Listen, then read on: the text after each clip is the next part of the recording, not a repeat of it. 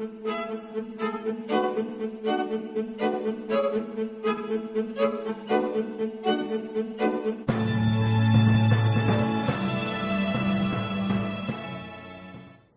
was injured at the age of 18, diving into water, and I broke my cervical 5 vertebrae and bruised my spinal cord.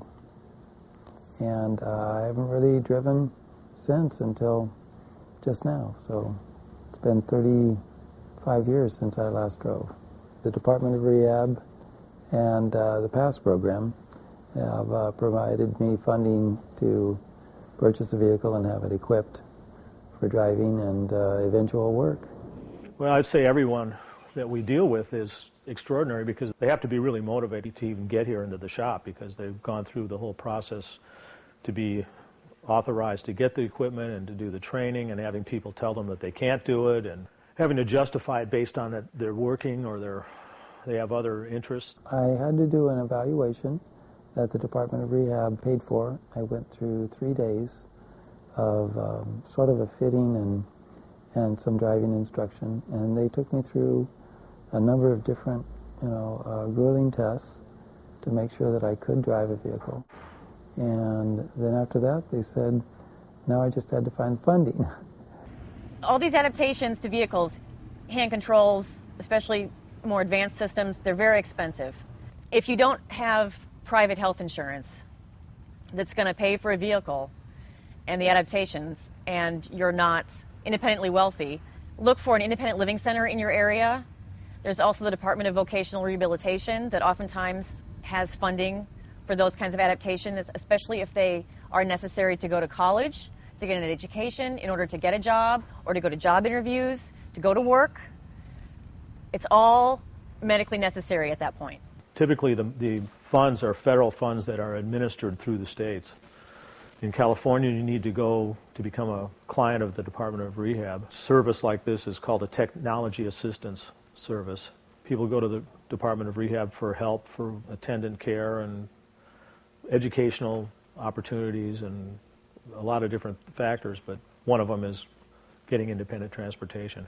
It was fairly difficult to go through that whole process, but I'm one that doesn't like to take no for an answer when I see that I have the abilities. If anyone tells you that you will never drive, that person doesn't know what's available. So I always tell people who are fresh out of rehab, the first thing you want to do is get a vehicle adapted to you and start driving, because I think that that is when you feel your independence back for the first time in a tangible way. I was injured about 9 months ago. I still have lots of healing going on. I still have lots of swelling going down.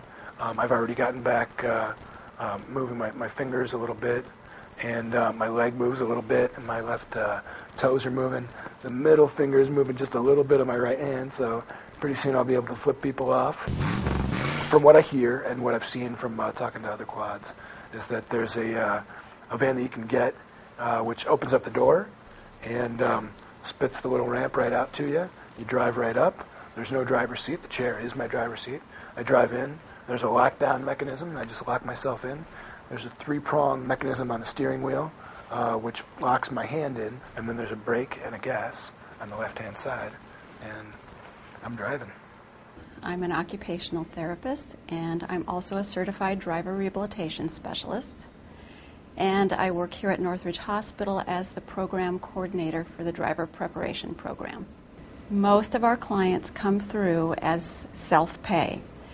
We do have clients who are referred by Department of Rehabilitation, and we do have clients who come as workman's compensation. And those two organizations will pay for driving evaluations and training, and sometimes for vehicles or for the modifications to the vehicles. High-tech driving can be very expensive. When we have a client who's self-funded, we will communicate with the manufacturer and the installer of the equipment to find out if it's reasonable to be able to install new high-tech equipment into a vehicle that's used. Sometimes it can be done. Usually they don't want to do it on a vehicle that's too high mileage, because you'll have a vehicle that will begin having mechanical problems before your brand new high-tech equipment is ready to wear out. $408 for an evaluation, just for the evaluation. I go through this evaluation today, and they find out that I'm not equipped to drive, I'm not capable, I'm not ready. That $408 is out the window. But I also want to be safe. I want to make sure that I'm okay to do this, and I'm okay to drive and be safe not only for myself, but everybody else on the road. Driving, to me, is the time when I feel the most cool. I like driving in the summer with the windows down and the radio blaring and my sunglasses on. And the first time I was able to get back to that after I was disabled, I knew I had my life back. It took me a good 3 years of convincing people that I had the abilities, and slowly they found the funding, and now here I am. You just can't take no for an answer, because driving is your independence, especially when you're newly disabled or a young disabled person. For the first time, you'll be able to go where you want, when you want, on your own without someone else being there with you. We needed a prescription first from a doctor before we can see them, at least here at this hospital, because we're part of the occupational therapy department. The first half of the evaluation is in the office, and that's when we try to figure out medically what's going on, how is it affecting them functionally, and how might it affect driving. So we take a look at things like vision, perception, cognition, and movement, because all of those things can affect our ability to drive. So we go through a whole process, starting with stationary, and then moving to dynamic or moving on the road. This is a power hand control. It's sort of like your wheelchair joystick, except that it doesn't steer. It just controls the gas and brake. Sure. I've seen people who believed they couldn't drive, and being involved in the driving program and finding out that they could drive after their spinal cord injury, it made a dramatic difference to really help people be out there living their own lives and being independent. It's hard